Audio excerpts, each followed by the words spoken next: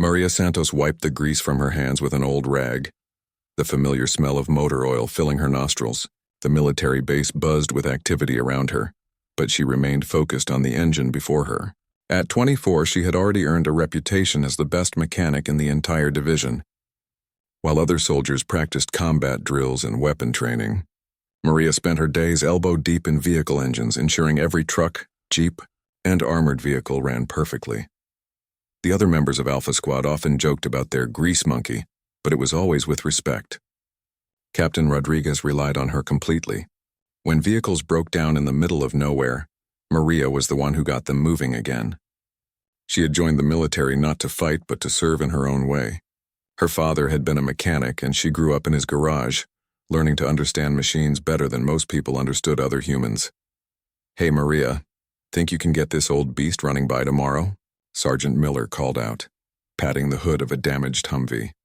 The vehicle had taken shrapnel during their last patrol, and the engine was making concerning noises.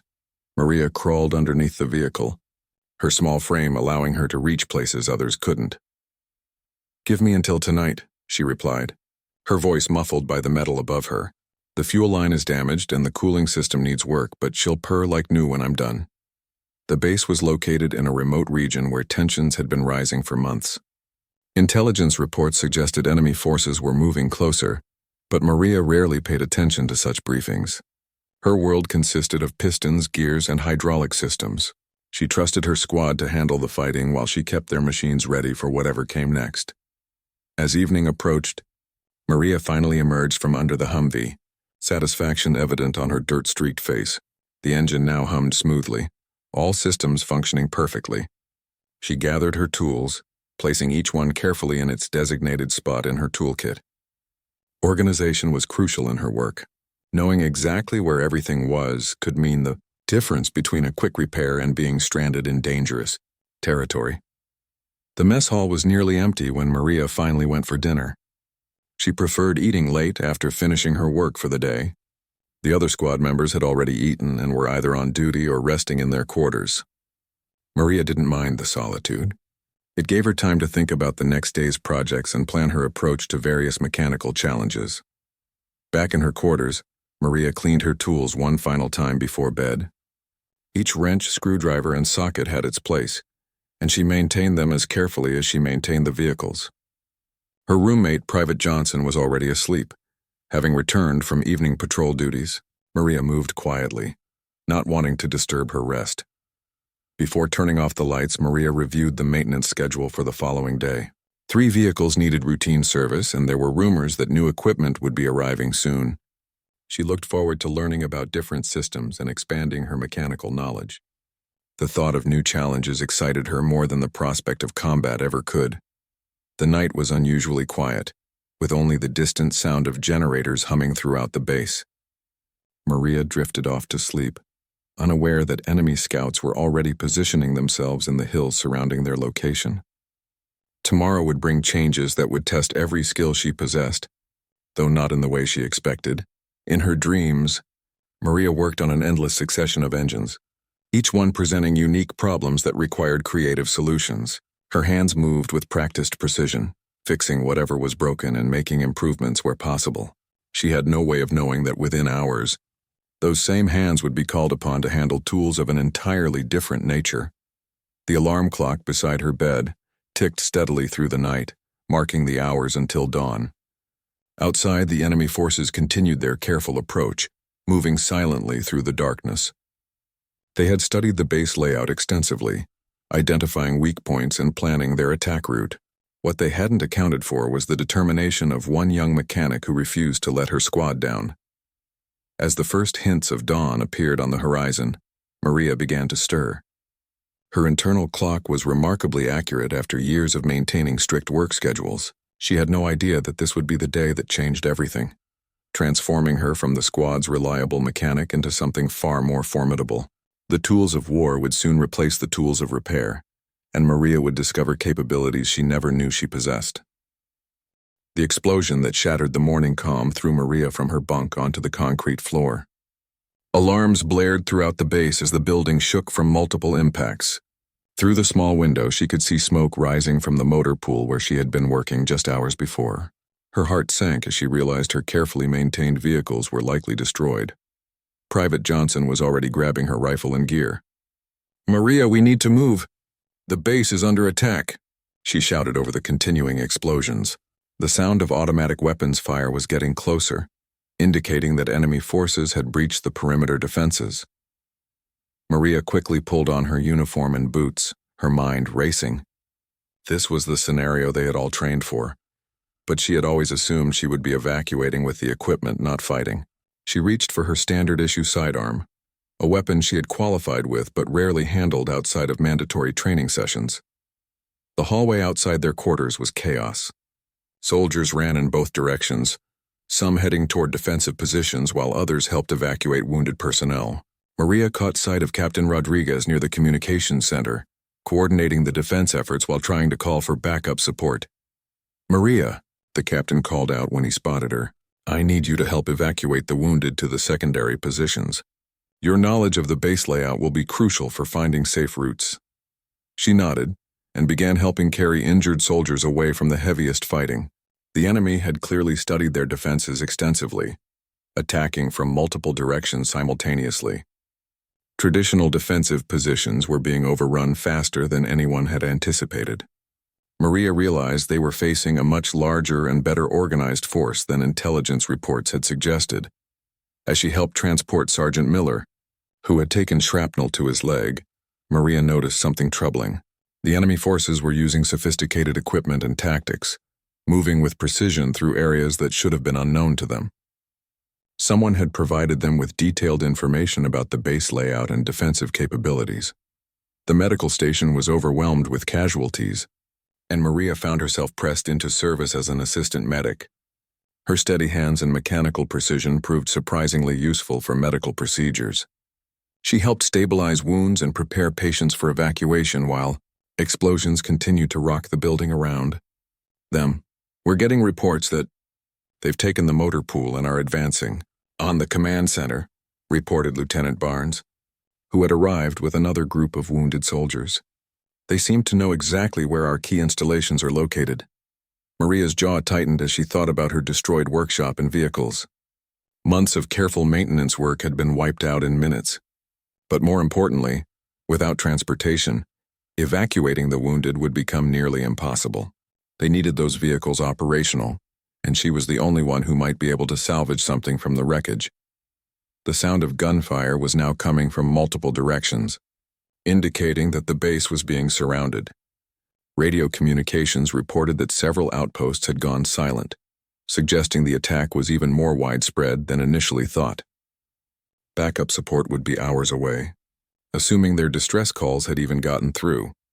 Dr. Patterson, the base medic, was working frantically on the most severely wounded when he noticed Maria's skill with medical procedures.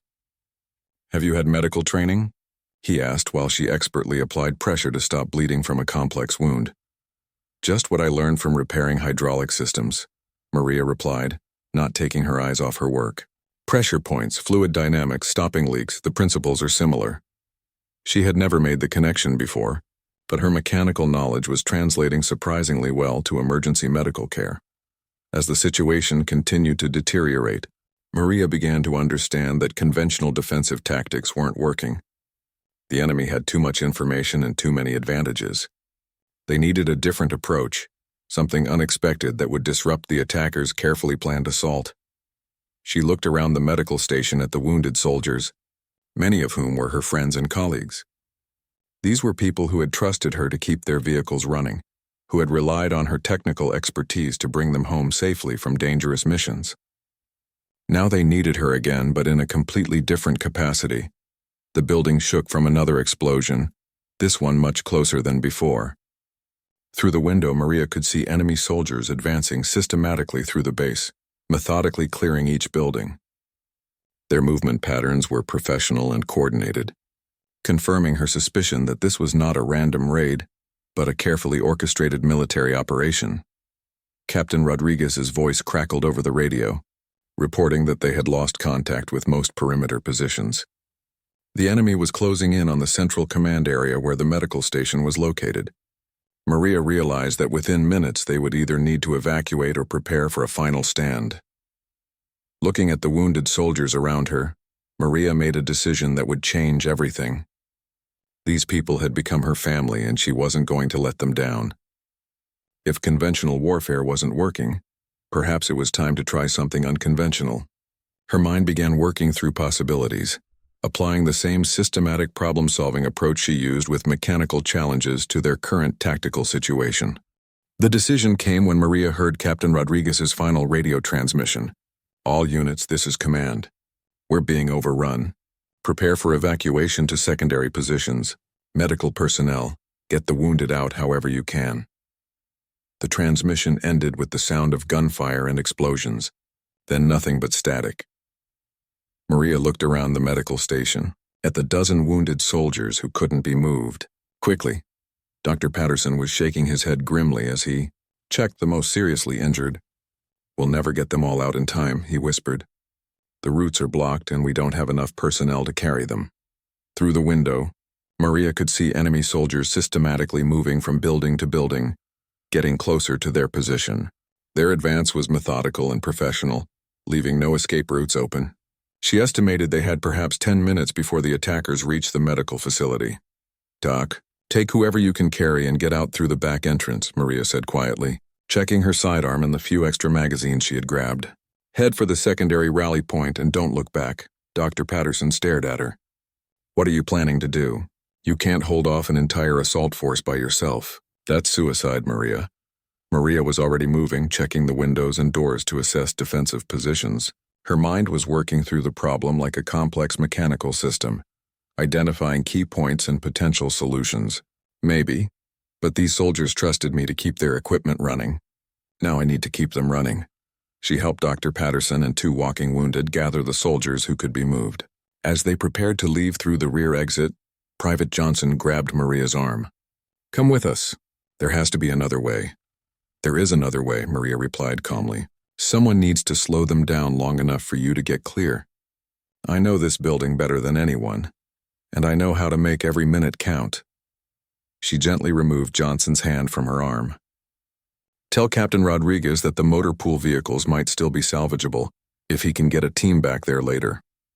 After the evacuation group disappeared through the back entrance, Maria found herself alone with 8 soldiers who were too badly wounded to move. Most were unconscious, but Sergeant Miller was awake and watching her with concerned eyes. "You don't have to do this, Maria," he said weakly. "We knew the risks when we signed up." Maria checked the medical supplies and found several morphine injectors, which she distributed to ensure the wounded soldiers wouldn't suffer if the worst happened. "You didn't sign up to be abandoned," she replied. "Besides, I've got some ideas they won't be expecting." The building had been used as a maintenance facility before being converted to medical use, and Maria knew every inch of it. She quickly moved through the rooms, setting up improvised defensive positions using medical equipment and furniture. Her mechanical knowledge helped her understand sight lines, cover positions, and choke points in ways that pure military training might not have provided. From her toolkit, which she had managed to grab during the evacuation, Maria retrieved several items that could be repurposed. Wire cutters became tripwire setters, electrical components became improvised alarm systems, and mechanical tools became silent weapons for close-quarter situations. She was essentially turning the building into a complex machine designed for one purpose: stopping the enemy advance. The first enemy soldiers appeared at the windows within minutes of her completing preparations. Maria counted 12 in the initial group, all moving with professional precision. They were checking for occupants before making entry, following standard building clearing procedures that she had observed during training exercises. Maria's heart was pounding, but her hands remained steady. She had positioned herself in a location that provided multiple escape routes, while offering clear fields of fire toward the main entrances. The unconscious wounded were in the most protected area of the building, behind reinforced walls that would stop small arms fire. When the enemy soldiers breached the front entrance, they immediately triggered Maria's improvised alarm system. The unexpected noise and flashing lights caused momentary confusion, giving her the advantage she needed. Her first shots were carefully aimed and devastatingly effective, dropping 2 attackers before they could orient themselves to her position. The remaining soldiers sought cover and began returning fire, but Maria was already moving. She used her knowledge of the building's layout to appear where they didn't expect her, striking quickly before disappearing again. Each engagement lasted only seconds, but she made every shot count. What surprised Maria most was how naturally the tactical thinking came to her. She found herself applying the same systematic approach she used for mechanical problems. Identify the key components, understand how they work together, then disable the most critical elements first. In this case, the components were enemy soldiers, and she was methodically reducing their effectiveness. The enemy team leader was trying to coordinate his remaining forces when Maria appeared behind them. Having used maintenance passages they didn't know existed, her mechanical knowledge of the building's construction had revealed routes that weren't on any standard floor plan. By the time the first assault team was neutralized, Maria could hear more soldiers approaching the building. The enemy was committing additional resources, which meant her delaying action was working. Every minute she held them here was time for the wounded to be evacuated and for defensive positions to be reinforced elsewhere on the base. She quickly moved to a new position, using the brief lull to check on the wounded soldiers and redistribute ammunition from the fallen attackers. Sergeant Miller was still conscious and gave her a weak thumbs up. "Keep going, Maria, make them work for every inch." The second wave arrived with more caution and better equipment. Maria counted at least 15 soldiers approaching from multiple directions, carrying heavier weapons and moving with the patience of experienced veterans. They had learned from the fate of the first team and were taking no chances with what they clearly now recognized as a significant threat. Maria used the brief pause to reassess her situation and resources. She had managed to acquire additional weapons and ammunition from the fallen attackers, giving her more options for the coming engagement. More importantly, she had confirmed that her improvised defensive approach was working. The enemy was being forced to slow down and commit more resources than they had planned. Through careful observation from concealed positions, Maria began to understand the enemy's tactical preferences and communication patterns. They were using hand signals and radio communications in a predictable rotation, allowing her to anticipate their movements. Her mechanical mind was treating their behavioral patterns like a complex system that could be analyzed and countered. The attack began with suppressing fire from multiple positions, designed to pin her down while assault teams moved in from different angles. However, Maria had prepared for this scenario by creating multiple fighting positions connected by concealed routes. She allowed the suppressing fire to continue while she moved to an unexpected location.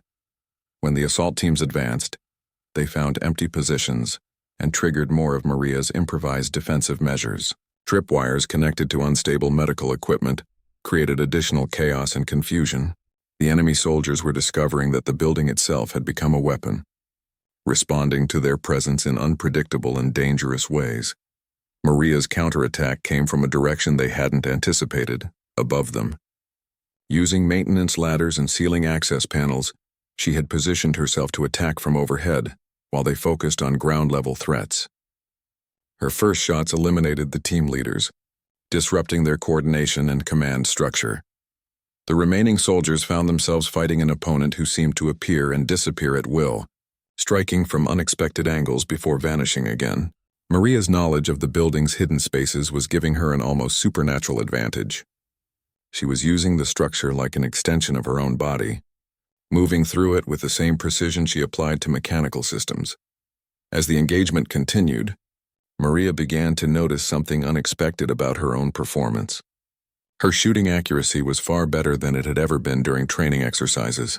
Under extreme stress, her mechanical precision was translating into combat effectiveness in ways that surprised even her. Every shot was calculated and deliberate, wasting no ammunition and achieving maximum effect. The enemy force was beginning to show signs of frustration and confusion. What should have been a simple building clearance was turning into a prolonged engagement against an opponent who refused to follow conventional tactical rules. Their advance through the base was being significantly delayed by a single defender who seemed to understand their methods better than they understood hers. Maria's next innovation involved using the building's utility systems against the attackers.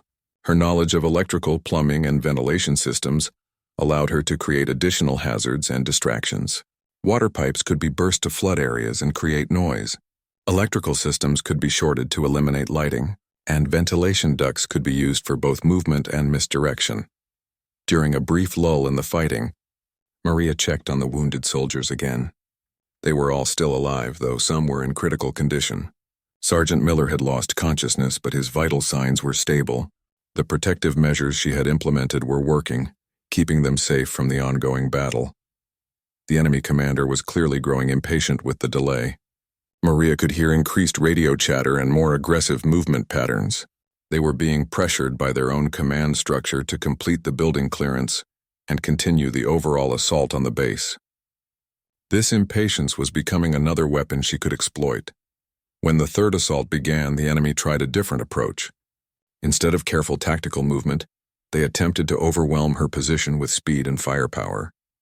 Multiple teams entered simultaneously from different directions, hoping to prevent her from using her mobility advantage. Maria was ready for this change in tactics. She had prepared a fallback position that would force the attackers into a confined space where their numbers would work against them. As they advanced through the building, they were unknowingly being channeled into a carefully prepared kill zone where she could engage multiple targets with maximum effectiveness. The engagement that followed was intense, but brief. Maria's preparation and positioning allowed her to eliminate most of the assault force before they could effectively return fire. The survivors retreated, leaving behind more equipment and ammunition that she quickly redistributed to her defensive positions. Outside the building, Maria could hear the enemy regrouping and calling for additional support. The delay she was creating was clearly having an impact on their overall operation. Radio intercepts suggested that other parts of the base were beginning to mount more effective resistance, possibly because the enemy's best forces were being tied down dealing with her position. As she prepared for what would likely be an even larger assault, Maria realized that she had discovered something about herself that she had never known existed. Under extreme pressure, facing impossible odds, she had found a clarity of purpose and capability that transcended her previous limitations. The same focus and precision that made her an exceptional mechanic was making her a formidable defender. The wounded soldiers in her care were depending on her to buy them time until help could arrive. Her squad members were counting on her to slow the enemy advance. Captain Rodriguez and the other defenders needed every minute she could provide to reorganize their forces and mount an effective counterattack. Maria checked her remaining ammunition and weapons, planning her approach for the next assault. She had learned the enemy's patterns and capabilities, and they had learned to respect her defensive skills. The next engagement would likely determine whether her makeshift fortress could continue to hold, or if the attackers would finally overwhelm her position. The enemy's fourth assault came with overwhelming force and coordination. Maria counted at least 25 soldiers approaching the building, supported by heavier weapons and what appeared to be explosive devices for breaching reinforced positions. They had clearly decided that whatever was in this building was worth significant resources to eliminate. Through her observation posts, Maria watched as the enemy set up a perimeter around the entire building, cutting off all possible escape routes. This wasn't just another assault. It was a siege designed to eliminate her position completely. They were no longer trying to preserve the structure or minimize their own casualties. This was about ending the threat she represented as quickly as possible. The attack began with explosive charges detonating against the main entrances, followed immediately by smoke grenades and flashbang devices designed to disorient any defenders. The enemy had learned from their previous encounters and was trying to eliminate the advantages that had made Maria so effective in earlier engagements. But Maria had anticipated this escalation. She had spent the brief respite between attacks preparing for exactly this scenario, using her mechanical knowledge to reinforce critical areas and create new defensive opportunities.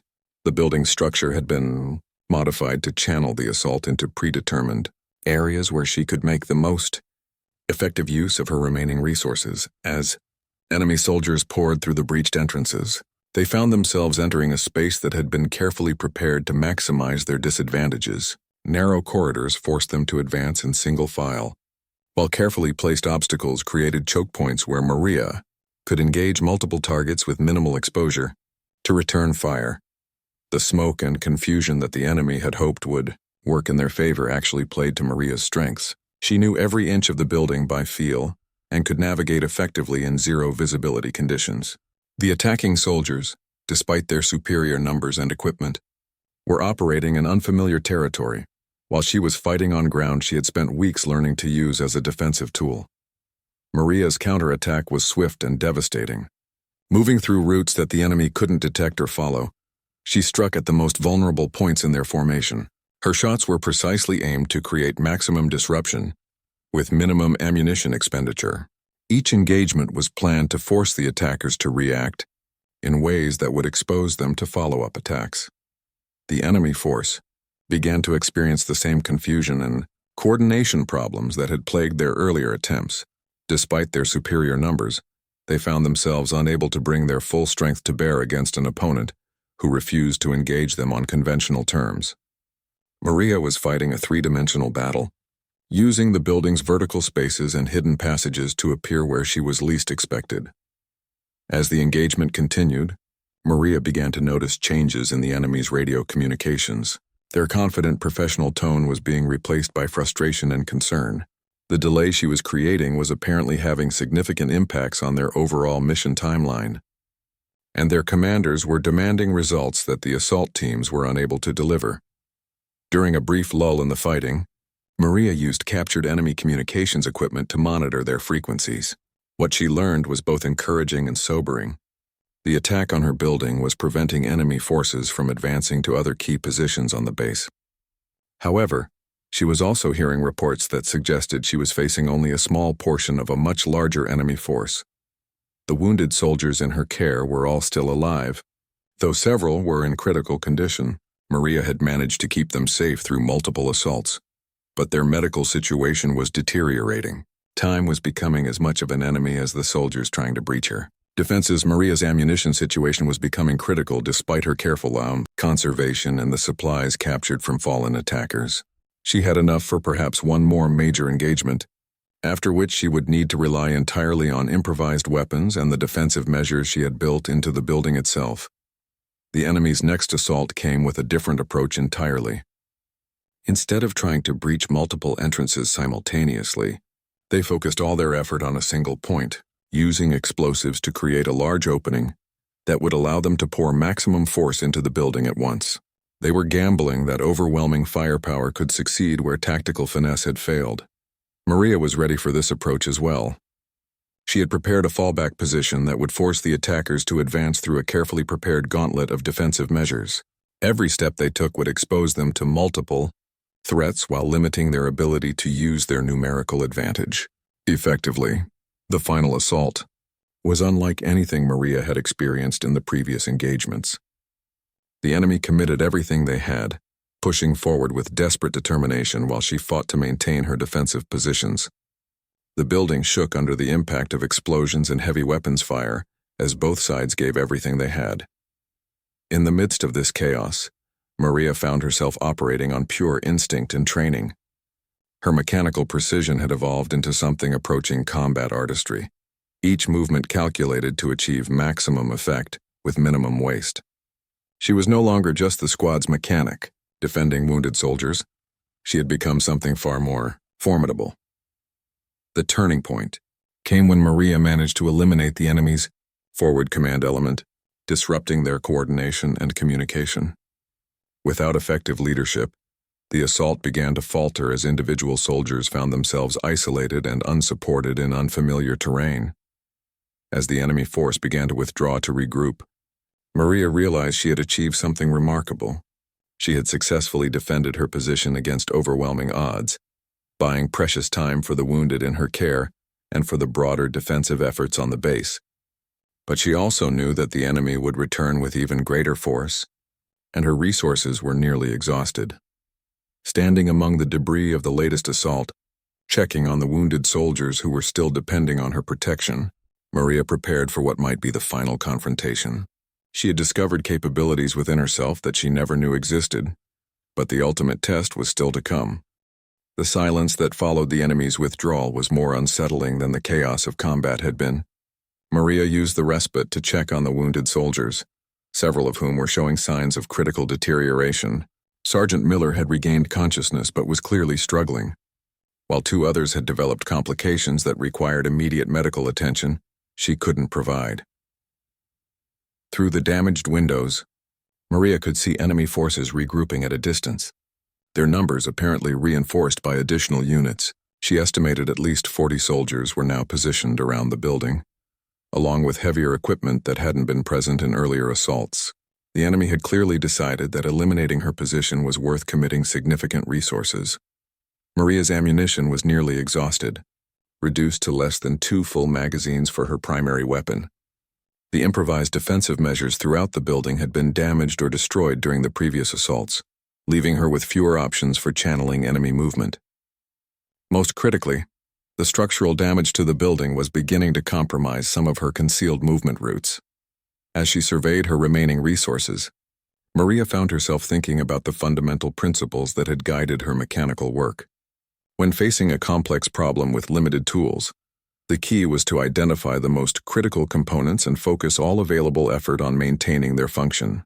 In this case, the most critical component was time. She needed to buy more time for help to arrive. The enemy's preparation for their final assault was methodical and comprehensive. Maria watched through concealed observation points as they positioned heavy weapons to cover all possible escape routes and set up equipment that suggested they planned to use explosives to bring down portions of the building. They were no longer trying to preserve anything inside. This was about complete elimination of the threat she represented.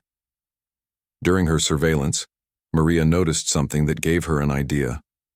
The enemy had positioned their command post in a location that was visible from one of the building's upper levels, a position they probably considered safe due to the distance and elevation involved. However, Maria's mechanical knowledge suggested a possibility they hadn't considered. Using tools from her kit and materials salvaged from the damaged building, Maria began constructing what was essentially a precision mechanical device designed for a single, critical purpose. Her understanding of trajectories, mechanical advantage, and structural engineering allowed her to create something that could deliver devastating effect at long range with minimal resources. The device took precious time to construct and position, but Maria knew that the final assault would likely overwhelm her remaining conventional defenses regardless. She needed something that would disrupt the enemy's command and control capabilities, creating chaos in their ranks at the moment when coordination was most critical. As she worked, Maria could hear increased activity from the enemy positions. Radio intercepts suggested they were coordinating with other units for a synchronized assault across multiple base locations. Her resistance had become part of a larger battle, and the outcome of her individual fight could influence the success or failure of the enemy's entire operation. The final assault began with a sustained bombardment designed to destroy the building's structural integrity. Heavy weapons fire and explosive charges were systematically destroying the defensive positions Maria had so carefully prepared. The building was being reduced to rubble around her, forcing her to move constantly to avoid collapse. Through the chaos of destruction, Maria managed to reach her improvised long-range device. The enemy command post was exactly where she had observed it earlier, with key personnel clearly visible and apparently confident in their safety. Maria's mechanical precision, developed through years of working with complex systems, guided her aim as she activated the device. The result exceeded even her expectations. The improvised projectile struck the enemy command post with devastating accuracy, eliminating multiple key personnel and destroying critical communications equipment. The effect on the enemy assault was immediate and profound. Without effective coordination, their carefully planned attack began to fall apart. Individual enemy units found themselves without orders or support, advancing into defensive positions that were no longer coordinated with their overall plan. Maria was able to exploit this confusion, using her remaining ammunition and improvised weapons to maximum effect against isolated groups of attackers. The breakdown in enemy coordination created opportunities that Maria hadn't anticipated.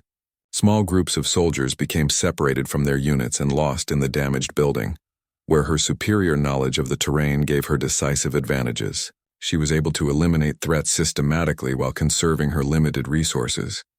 As the enemy assault began to falter completely, Maria heard something that changed everything: the distant sound of helicopter rotors approaching the base. Through broken windows, she could see aircraft in friendly markings approaching from the direction of the main military installations. Backup had finally arrived, but whether it would be in time to make a difference remained unclear.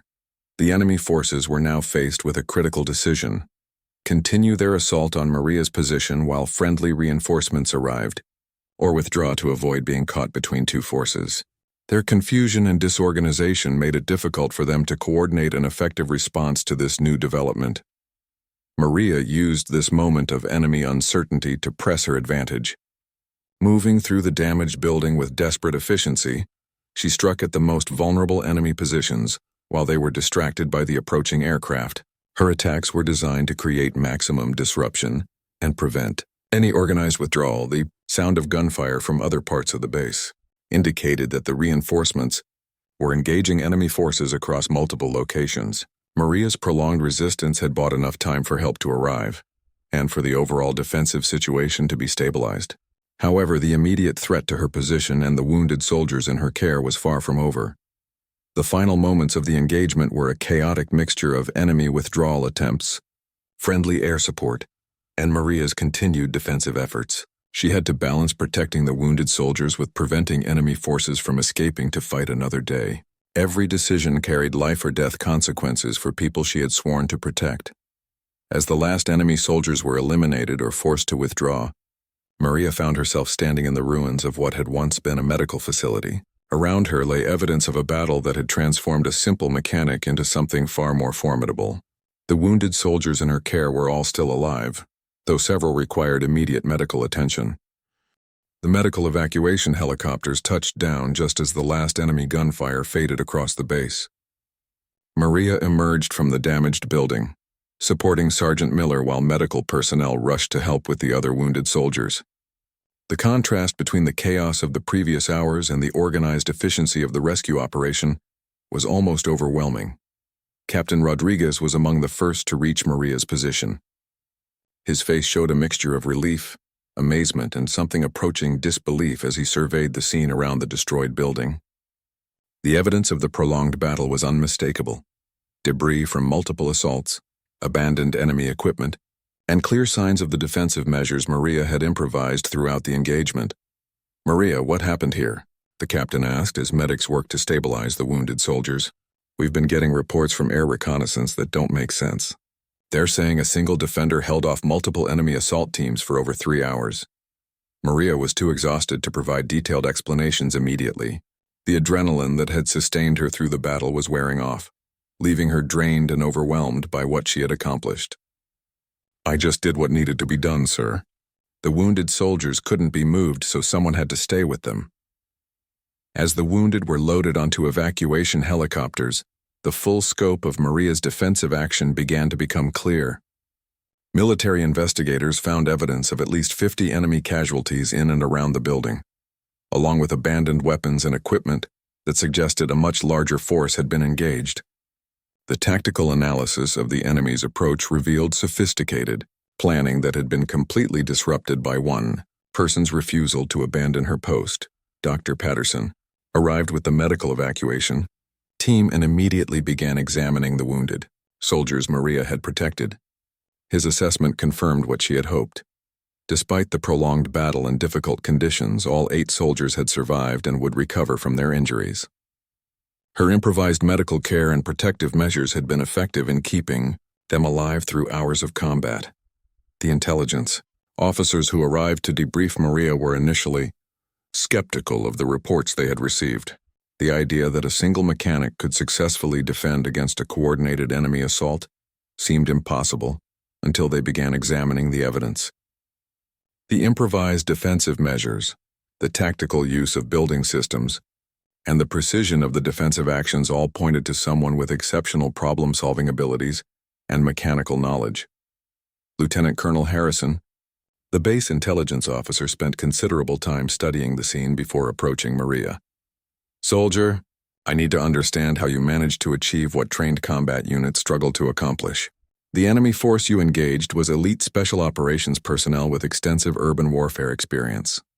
Maria explained her approach methodically, describing how she had treated the defensive problem like a complex mechanical system that needed to be understood and manipulated.